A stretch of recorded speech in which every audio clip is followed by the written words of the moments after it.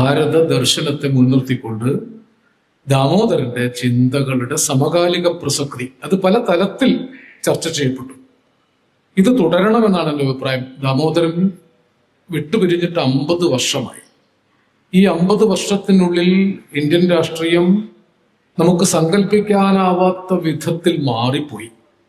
എന്നാൽ ഇതൊക്കെ മുൻകൂട്ടി കണ്ട ക്രാന്തദർശിയായ ഒരു കമ്മ്യൂണിസ്റ്റ് സൈദ്ധാന്തികൻ കെ ദാമോദരനുണ്ടായിരുന്നു. നമുക്ക് ഇന്ന് EMS ഇരുന്ന് ചിന്തിക്കാവുന്നതിനേക്കാൾ കൂടുതൽ സമകാലികമായ ഇത്തരം കാര്യങ്ങൾ ചിന്തിക്കാൻ വിഭവങ്ങൾ തന്നു പോയിട്ടുള്ളത് കെ ദാമോദരനാണ്. ദാമോദരനെ യുഗപ്രഭാവൻ എന്നൊക്കെ പറഞ്ഞ് നമുക്ക് അങ്ങനെ വിശേഷിപ്പിച്ച് അവസാനിപ്പിക്കാൻ പറ്റില്ല. അദ്ദേഹം എന്തൊക്കെയായിരുന്നു എന്ന് പറയുമ്പോൾ എളുപ്പമല്ല. സ്വാതന്ത്ര്യ സമര സേനാനിയായിരുന്നു. കേരളത്തിലെ ആദ്യത്തെ കമ്മ്യൂണിസ്റ്റാണ്. കാശി വിദ്യാപീഠത്തിൽ പഠിക്കുന്ന കാലത്ത് കമ്മ്യൂണിസ്റ്റുകാരനായ ആളാണ്. കേരളത്തിൽ കമ്മ്യൂണിസ്റ്റ് പാർട്ടി ഉണ്ടാകുന്നതിന് മുമ്പ് തന്നെ കമ്മ്യൂണിസ്റ്റ് പാർട്ടിയിൽ അംഗത്വം എടുത്ത ഒരാളാണ്. പത്രപ്രവർത്തകനായിരുന്നു, നാടകകൃത്തായിരുന്നു. മലബാറിൽ ആദ്യത്തെ ഗ്രന്ഥശാല പ്രവർത്തനത്തിന് തുടക്കം കുറിച്ചയാളാണ്. കറകളഞ്ഞ കമ്മ്യൂണിസ്റ്റ് സൈദ്ധാന്തികനാണ്.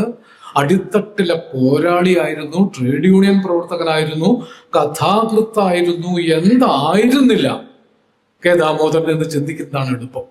എന്നാൽ ഇതൊക്കെയും ദാമോദരൻ ഉപയോഗിച്ചത് ഇന്ത്യയിൽ കമ്മ്യൂണിസ്റ്റ് ചിന്ത വളർത്താനാണ്. കമ്മ്യൂണിസ്റ്റ് വൈരുദ്ധ്യാധിഷ്ഠിത വിശകലന പാഠവം ഡയലക്റ്റിക്സ് ഏറ്റവും കൂടുതൽ പ്രയോഗത്തിൽ വരുത്തിയ ചിന്തകനും സൈദ്ധാന്തികനുമായിരുന്നു കെ ദാമോദരൻ. ദാമോദരന്റെ ദർശനങ്ങൾ തന്നെയാണ് ബാക്കി നിൽക്കുന്നത്. ദൈനംദിന രാഷ്ട്രീയത്തിൽ EMS പോലുള്ള ആളുകൾ ഇടപെട്ടതൊക്കെ 100 കണക്കിന് വോള്യങ്ങളായിട്ട് പ്രസിദ്ധീകരിച്ചിട്ടും അതിന് ഇന്ന് പ്രസക്തിയില്ലാതായി ആ വോള്യങ്ങൾക്ക്. അതേസമയം ദാമോദരന്റെ എല്ലാ കൃതികളും വീണ്ടും വീണ്ടും വീണ്ടും വീണ്ടും പ്രസക്തമാവുകയാണ്. ഇന്ത്യയിലെ ഇന്നത്തെ പ്രതിസന്ധികളുടെ ഓരോ ഘട്ടത്തിലും നമ്മൾ ദാമോദരനിലേക്ക് തിരിഞ്ഞു നോക്കുന്നു. ലോക മുതലാളിത്തത്തിന്റെ, സാമ്രാജ്യത്വ ശക്തികളുടെ, വികസിത മുതലാളിത്തത്തിന്റെ, നവമുതലാളിത്തത്തിന്റെ, ടെക്നോക്രസിയുടെ ഒക്കെ ആധിപത്യം ലോകത്ത് ശക്തിപ്പെടുമ്പോഴൊക്കെ നമുക്ക് ദാമോദരനിലേക്ക് നോക്കേണ്ടി വരുന്നു. ഇതിനെ പ്രതിരോധിക്കാനുള്ള അനവധി സാധ്യതകൾ തന്റെ രചനകളിൽ അദ്ദേഹം അവശേഷിപ്പിച്ചിട്ടുണ്ട്. അദ്ദേഹത്തിന്റെ പ്രസംഗങ്ങളൊക്കെ അതിഗംഭീരങ്ങളായിരുന്നു. പക്ഷെ ആ പ്രസംഗങ്ങളൊന്നും ഇപ്പൊ നമ്മുടെ കയ്യിലില്ല. അത് നമുക്ക് കാണാനില്ല. അദ്ദേഹത്തിന്റെ കൃതികളുണ്ട്. ആ കൃതികൾ മുൻനിർത്തിക്കൊണ്ട് ചിന്തിക്കുമ്പോൾ തന്നെ ഇന്ത്യൻ കമ്മ്യൂണിസ്റ്റുകളിൽ, കമ്മ്യൂണിസ്റ്റ് ദാർശനികരിൽ ഏറ്റവും സമകാലിക പ്രസക്തി ഉള്ള അപൂർവം ചിന്തകന്മാരിൽ ഒരാളാണ് ദാമോദരൻ എന്ന് കാണാൻ സാധിക്കും. അതിൽ പ്രധാനപ്പെട്ട ഒരു കാര്യം, ഇന്ത്യയിലെ ഹിന്ദുത്വ രാഷ്ട്രീയത്തെ നേരിടാൻ നമുക്ക് മുഴുവൻ വിഭവങ്ങളും ഉള്ളത് ദാമോദരന്റെ കൃതികളിലാണ്. ഭാരതീയ ചിന്ത, മനുഷ്യൻ തൊട്ടെടുക്കാം, ഭാരതീയ ചിന്ത, ഇന്ത്യയുടെ ആത്മാവ് എന്ന കൃതികളിൽ സവിശേഷമായി ഇന്ത്യയിൽ ഇന്ന് രൂപപ്പെട്ടിരിക്കുന്ന ബ്രാഹ്മണ മതങ്ങളുടെ അധിനിവേശ ഫാഷിസ്റ്റ് രാഷ്ട്രീയത്തിന്റെ മറുപുറം എന്താണ് ഇന്ത്യ? നമ്മൾ വ്യക്തമായി അറിയേണ്ട ഒരു കാര്യം, ഇന്ന് ഇന്ത്യ ഭരിക്കുന്നത് ഭാരതീയതയുടെ പ്രതിനിധികളല്ല. അവർ ഭാരതീയ ജനതാ പാർട്ടി എന്ന് പറയുന്നുണ്ടെങ്കിലും RSS വിഭാവനം ചെയ്യുന്ന ഭാരതീയത പൂർണ്ണ ഭാരതീയരുടെയും പ്രാതിനിധ്യമുള്ളതല്ല. അത് ഇന്ത്യയിലെ വളരെ ന്യൂനപക്ഷമായ ബ്രാഹ്മണ ഐഡിയോളജിയുടെ, ബ്രാഹ്മണിക്കൽ ഓർഡറിന്റെ ഒരു രാഷ്ട്രീയ പ്രയോഗമാണ്. അത് മറനീക്കി കാണിക്കാതെ നമുക്ക് ഇന്ത്യൻ ഫാഷിസത്തെ നേരിടാൻ സാധിക്കുകയില്ല. ഇത് കൃത്യമായി പറഞ്ഞൊരാൾ കെ ദാമോദരനാണ്. യൂറോപ്പിലുണ്ടായ ഫാഷിസം 2 ലോകമഹായുദ്ധങ്ങളുടെ ഇടവേളയിൽ കിട്ടിയ ഒരു അവസരം ഉപയോഗിച്ച് ഉണ്ടാവുകയും ലോകമഹായുദ്ധങ്ങൾ അവസാനിച്ചപ്പോൾ തന്നെ അസ്തമിക്കുകയും ചെയ്ത ഫാഷിസമാണ്. അതിന് ചരിത്രത്തിൽ അടിവേരുകൾ കുറവാണ്. ഇന്ത്യയിലെ ഫാഷിസം സഹസ്രാബ്ദങ്ങൾ പഴക്കമുള്ള വേരുകളുള്ളതാണ്. അതിന്റെ അടിസ്ഥാനത്തിൽ ഏറ്റവും പ്രധാനമായി നിലനിൽക്കുന്നത് ബ്രാഹ്മണ മതമാണ്, ഹിന്ദു മതമല്ല.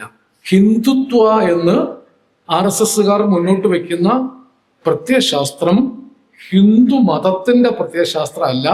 ഹിന്ദുത്വ എന്നത് ബ്രാഹ്മണ മതങ്ങളുടെ പ്രത്യയശാസ്ത്രമാണ്. ഇത് കൃത്യമായി നിർദ്ധാരണം ചെയ്ത് ഇന്ത്യൻ ദർശനങ്ങളെ പഠിച്ച, ഏറ്റവും ഡയലക്റ്റിക്കലായിട്ട് വിശകലനം ചെയ്ത ഇന്ത്യയിലെ തന്നെ അപൂർവം ചിന്തകന്മാരിൽ ഒരുപക്ഷെ ദേബി പ്രസാദ് ചത്തോപാധ്യായോ DD കൊസാംബിയോ ഒക്കെ നേരത്തെ പല നിലയ്ക്ക് ചെയ്തിട്ടുണ്ട്. ദേബി പ്രസാദ് ചത്തോപാധ്യായയുടെയും DD കൊസാംബിയുടെയും പഠനങ്ങളെക്കാൾ ആഴമുള്ളതാണ് ദാമോദരന്റെ പഠനങ്ങൾ എന്ന് ഇന്ന് നമുക്ക് വായിക്കുമ്പോൾ മനസ്സിലാവും. ഇന്ത്യയിൽ രണ്ട് മതങ്ങൾ തമ്മിലുള്ള സംഘർഷം നേരത്തെ ഉണ്ട്. ഒന്ന് ബ്രാഹ്മണ മതങ്ങളും മറ്റൊന്ന് ശ്രമണ മതങ്ങളുമാണ്. നമ്മളങ്ങനെ വേണ്ടത്ര ചിന്തിക്കാത്തൊരു കാര്യമാണ്. ഈ ശ്രമണ മതങ്ങളിൽ പെട്ട ഇന്ത്യയുടെ ദർശനങ്ങളെ ഏറ്റവും സൂക്ഷ്മമായി വിശകലനം ചെയ്യുന്നവയാണ് ഇന്ത്യയുടെ ആത്മാവും ഭാരതീയ ചിന്തയും. ദാമോദരന്റെ 10 വോള്യങ്ങളായി പ്രഭാത് ബുക്ക് ഹൗസ് സമാഹരിച്ചിരിക്കുന്ന പുസ്തകങ്ങളിൽ ആ ലേഖനങ്ങളൊക്കെ നിങ്ങൾക്ക് കാണാം. വളരെ ലളിതമായ ഭാഷയിൽ, ഏത് സാധാരണക്കാരനും മനസ്സിലാക്കാവുന്ന ഭാഷയിൽ ഡയലക്റ്റിക്സ് ഉപയോഗിച്ചുകൊണ്ട് ഏത് ചരിത്ര സന്ദർഭത്തിനും വൈരുദ്ധ്യാത്മകതയുണ്ട്, വൈരുദ്ധ്യാധിഷ്ഠിതമായ കേന്ദ്രത്തിൽ നിന്നുകൊണ്ട് വർഗപരമായ ഉള്ളടക്കത്തിലേക്ക് അതിനെ എങ്ങനെ മാറ്റാം, അതിന്റെ എല്ലാ സ്കെയിലും ഉപയോഗിച്ചിട്ടാണ് അദ്ദേഹം ഭാരതീയ ചിന്തകളെ നിർദ്ധാരണം ചെയ്തിട്ടുള്ളത്. അദ്ദേഹം ഇങ്ങനെ തിരിച്ചു പറയുകയല്ല ചെയ്തത്. ഇന്ത്യയിലുണ്ടായിരുന്ന ദർശനങ്ങൾ ഏക തത്വത്തിൽ അധിഷ്ഠിതമാണ്.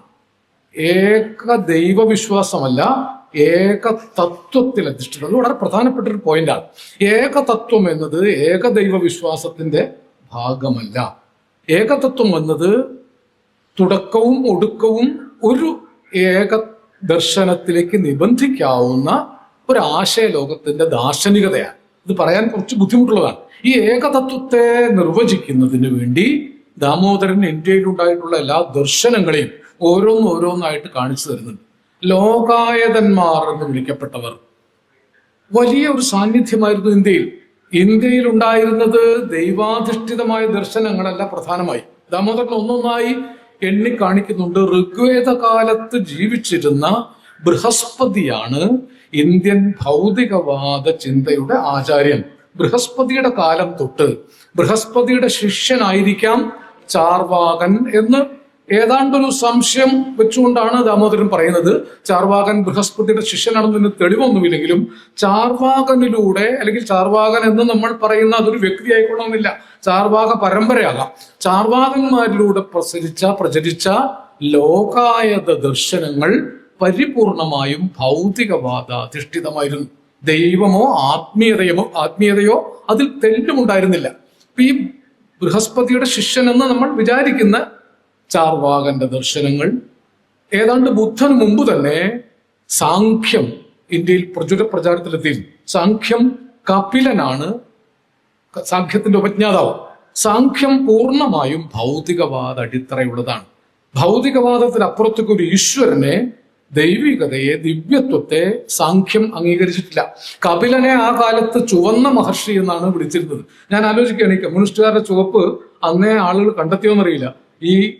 ഈ ഭൗതികവാദി ചുവന്ന ആളാണ് കപിലൻ. കപില ശബ്ദം തന്നെ ചുവപ്പാണ്. പിന്നീട് വന്ന കണാദൻ കണങ്ങളാണ്, അണുക്കളാണ് ഈ പ്രപഞ്ചത്തിന്റെ ആധാരം, ദൈവമല്ല. പ്രപഞ്ചത്തിന് പുറത്ത് ഒരു ദൈവശക്തി പ്രപഞ്ചത്തെ നിയന്ത്രിക്കുന്നില്ല എന്ന് അസന്ദിഗ്ധമായിട്ട് പ്രഖ്യാപിച്ച ആളാ. ദാമോദരൻ ചാർവാക സിദ്ധാന്തങ്ങളെ വിശദീകരിക്കുന്നുണ്ട്. പൂർണ്ണമായും സാഖ്യദർശനം എന്തൊക്കെയാണെന്ന് അതിസൂക്ഷ്മമായി നിർദ്ധാരണം ചെയ്യുന്നുണ്ട്. വൈശേഷികമാണ് കണാദന്റെ ദർശനം. വൈശേഷികം എന്നത് ഈ പറയുന്നത് കണത്തെ അടിസ്ഥാനപ്പെടുത്തിയുള്ളതാണ്. ഗൗതമന്റെ ന്യായ ദർശനം അതും പൂർണ്ണമായും ഭൗതികവാദ അടിത്തറയുള്ളതാണ്. മീമാംസയിലെ 2 ഭാഗങ്ങൾ, പൂർവമീമാംസ പൂർണ്ണമായും ഭൗതികവാദ അടിത്തറയുള്ളതാണ്. ജൈമിനിയാണ് അതിന്റെ പ്രയോക്താവ്. അക്കാലത്ത് തന്നെ മണ്ഡനമിശ്രനെ പോലുള്ള ആളുകൾ അത് ചോദ്യം ചെയ്യുന്നുണ്ട്. മണ്ഡനമിശ്രനൊക്കെ അക്കാലത്തെ ചിന്തകന്മാരാണ്. ഇതൊക്കെ ദാമോദരൻ കൃത്യമായിട്ട് പറയുന്നത്. ഞാൻ എൻ്റെ ഒരു കാര്യമായിട്ട് പറയുന്നല്ല, ദാമോദരൻ പറഞ്ഞത് ലളിതമായിട്ട് പറയുന്നു എന്നേ ഉള്ളൂ. ഇങ്ങനെ ലോകായത ദർശനം, സാഖ്യദർശനം, വൈശേഷിക ദർശനം, ന്യായദർശനം, 2 മീമാംസകൾ, ബുദ്ധദർശനം. ബുദ്ധൻ ദൈവത്തെ അംഗീകരിച്ചിരുന്നില്ല. ദൈവത്തിന്റെ സാന്നിധ്യം ബുദ്ധൻ ഒരിടത്തും പറഞ്ഞിട്ടില്ല. ദൈവം ഇല്ലാത്ത ധർമ്മമാണ് ബുദ്ധൻ പ്രചരിപ്പിച്ചത്. വർദ്ധമാന മഹാവീരൻ ജൈന മതവും ദൈവത്തെ പറഞ്ഞിട്ടില്ല. അപ്പൊ ഇന്ത്യയിലെ പ്രബലങ്ങളായ മതങ്ങൾ ആ കാലത്ത് ഭൗതികവാദപരമായിരുന്നു. പിന്നീട് എന്ത് സംഭവിച്ചു? അത് വളരെ പ്രധാനമായി ദാമോദരൻ ഉന്നയിക്കുന്ന ഒരു ചോദ്യമാണ്. ഇന്ന് നമുക്ക് ഈ ലോകായത ദർശനങ്ങളുടെ അടിസ്ഥാന പാഠങ്ങൾ കിട്ടാനില്ല. ബ്രാഹ്മണ മതങ്ങൾ അത് നശിപ്പിച്ചു കളയാണ് ചെയ്തത്. സാങ്കേദർശനം നശിപ്പിച്ചു കളഞ്ഞു. അതിന്റെ അടിസ്ഥാന ദാർശനിക ഗ്രന്ഥങ്ങൾ നമുക്ക് ലഭ്യമല്ല. ദാമോദരൻ തന്നെ ഇത് നിർദ്ധാരണം ചെയ്യുന്നത് ബ്രാഹ്മണ മത ദാർശനികന്മാർ സാഖ്യത്തെയും ന്യായത്തെയും ലോകായതന്മാരെയും എതിർക്കാൻ വേണ്ടി ഉന്നയിച്ച കാര്യങ്ങൾ തന്നെ ആശ്രയിച്ചിട്ടാണ്. അത് അവരെ നിഷേധിക്കാൻ വേണ്ടി പറഞ്ഞ കാര്യങ്ങളാണ്. പക്ഷെ അതിൽ തീർച്ചയായും ഇതിന്റെ സത്യം നമുക്ക് വായിക്കാൻ പറ്റും. അവസാന കാലത്ത് ജവഹർലാൽ നെഹ്റു യൂണിവേഴ്സിറ്റിയിലെ പരിപൂർണ ഗ്രന്ഥങ്ങളും അരിച്ചു പെറുക്കി പഠിച്ചുകൊണ്ട് ദാമോദരൻ നടത്തിയ പഠനം, അതിനു മുമ്പ് തന്നെ ദാമോദരൻ അത്ര ചെയ്തു. അതിൽ പ്രധാനപ്പെട്ട ഈ മേഖല ഇന്ന് ഇന്ത്യയെ വിഴുങ്ങിക്കൊണ്ടിരിക്കുന്ന സംഘപരിവാർ രാഷ്ട്രീയത്തെ പ്രതിരോധിക്കാൻ കമ്മ്യൂണിസ്റ്റുകാർക്ക് ആശ്രയിക്കാവുന്ന ഏറ്റവും ശാസ്ത്രീയമായ പഠനങ്ങളാണ്. നമുക്ക് ദാമോദരന് ശേഷം ആശ്രയിക്കാവുന്നത് എൻ.ഇ. ബാലറാമും അതിനുശേഷം കുറച്ചൊക്കെ ഉണ്ണിരാജായും കുറച്ചൊക്കെ സി അച്യുതമേനോനും അവസാനം ചന്ദ്രശേഖരൻ നായർ, ഈ ചന്ദ്രശേഖരൻ നായർ വരെ കൊളാടി ഗോവിന്ദൻകുട്ടി മേഖലയിൽ കുറെ പഠനങ്ങൾ നടത്തിയാണ്. CPI-ക്കാരായ ദാർശനികന്മാരും സൈദ്ധാന്തികന്മാരും മാത്രമേ ഈ മേഖലയിൽ പഠനം നടത്തിയിട്ടുള്ളൂ. പാർട്ടി പിളർന്നതിന് ശേഷം ഈ സൈദ്ധാന്തികന്മാരെയൊക്കെ രണ്ടാം കിടക്കാരോ മൂന്നാം കിടക്കാരോ ആക്കാനാണ് CPM ശ്രമിച്ചു പോന്നിട്ടുള്ളത്. ഇത് പറയാതിരുന്നിട്ട് കാര്യമില്ല. CPM-ന്റെ കണ്ണിൽ ദാമോദരൻ ഒന്നാമനായിട്ടില്ല, ആവാൻ സാധ്യതയില്ല. CPM-നാണ് പ്രബല സ്വാധീനം പിൽക്കാലത്തെ രാഷ്ട്രീയത്തിൽ ഉണ്ടായത് എന്നുള്ളത് കൊണ്ട് ഇത്തരം CPI പക്ഷക്കാരായി എന്നതിന്റെ പേരിൽ മാത്രം മൗലിക ചിന്തയുണ്ടായി വേണ്ടത്ര വിലയിരുത്തപ്പെടാതെ പോയ ആളുകളെ വിലയിരുത്തിക്കൊണ്ട് ഫാഷിസത്തെ പ്രതിരോധിക്കാനുള്ള പാഠങ്ങൾ ഉൽപ്പാദിപ്പിക്കാനുള്ള ഉത്തരവാദിത്വം നിർഭാഗ്യവശാൽ ഇന്ന് CPI-യുടെ മാത്രം ചുമലിൽ വന്നുപെട്ടിരിക്കുകയാണ്. അതുകൊണ്ട് നിങ്ങൾ ചെയ്യേണ്ട ഒരു കാര്യം, നമ്മൾ EMS സ്മൃതിയൊക്കെ പോലെ ഈ ദാമോദരൻ സ്മൃതി, ഞാനും ഇതിന്റെ ഭാഗമാകേണ്ട ആളാണ്, തുടർച്ചയായി എല്ലാ കൊല്ലവും ഇത് 50 വർഷം പിന്നിട്ടു. ഇപ്പോൾ നോക്കൂ, ആരും പറയാതെ ദാമോദരന് PR വർക്ക് ചെയ്യാൻ പറ്റില്ലല്ലോ. ദാമോദരൻ ഒരു PR വർക്കിന് ശ്രമിച്ചിട്ടല്ല. ഈ 50-ാം വർഷത്തിൽ കമ്മ്യൂണിസ്റ്റുകാർ മാത്രമൊന്നുമില്ല, എത്രയോ ആളുകൾ ദാമോദരനെ കുറിച്ച് ഗംഭീരമായ പഠനങ്ങൾ പത്രമാസികകൾ എഴുതിക്കൊണ്ടിരിക്കുന്നു. ദാമോദരൻ പൂർവാധികം ശക്തിയിൽ തിരിച്ചു വരുന്നു. അത് ജെന്യൂനിറ്റി കൊണ്ടാണ്. ജെന്യൂനിറ്റി, ഒറിജിനലാണ് ആ ചിന്ത. അത് അടവു നയമല്ല, തന്ത്രമല്ല. ദാമോദരൻ ഒരു കാലത്തും വ്യക്തി ജീവിതത്തിൽ അടവു നയങ്ങളെ അംഗീകരിച്ച ഒരാളല്ല. അദ്ദേഹം കമ്മ്യൂണിസ്റ്റ് പാർട്ടിയുടെ പല രീതികളോടും വിയോജിച്ച ഒരാളാണ്. സ്റ്റാലിനിസത്തെ അംഗീകരിച്ചിരുന്ന ഒരാളാണെന്ന് ഒരു ഘട്ടത്തിലൊക്കെ ആൾക്ക് തോന്നിയിരുന്നു. പക്ഷെ പിന്നീട് സ്റ്റാലിനിസത്തെ അദ്ദേഹം തന്നെ നിശിതമായി വിമർശനത്തിന് വിധേയമാക്കി. എന്നാൽ എത്രയോ കമ്മ്യൂണിസ്റ്റ് ചെയ്തികളെ ഡ്യൂബ്ചക്കിന്റെ പ്രാഗിലേക്ക് കമ്മ്യൂണിസ്റ്റ് സൈന്യം, സോവിയറ്റ് സൈന്യം അധിനിവേശം ചെയ്തതിനെതിരെ റഷ്യൻ ഭാഷയിൽ പ്രൗദയിൽ ലേഖനം എഴുതിയ ആളാണ് കെ ദാമോദരൻ. റഷ്യൻ ഭാഷ അറിയാൻ വരുന്ന ആളാണ്. പ്രൗദയിൽ ലേഖനങ്ങൾ എഴുതിയിട്ടുണ്ട്. പക്ഷേ നിങ്ങൾക്ക് ന്യൂ ലെഫ്റ്റ് റിവ്യൂവിൽ താരിഖ് അലിയുമായി നടത്തിയ അതിദീർഘമായ ഒരു ഇന്റർവ്യൂ ഉണ്ട്. അതിൽ അദ്ദേഹത്തിന്റെ വ്യക്തിത്വം പൂർണ്ണമായും നമുക്ക് കിട്ടും.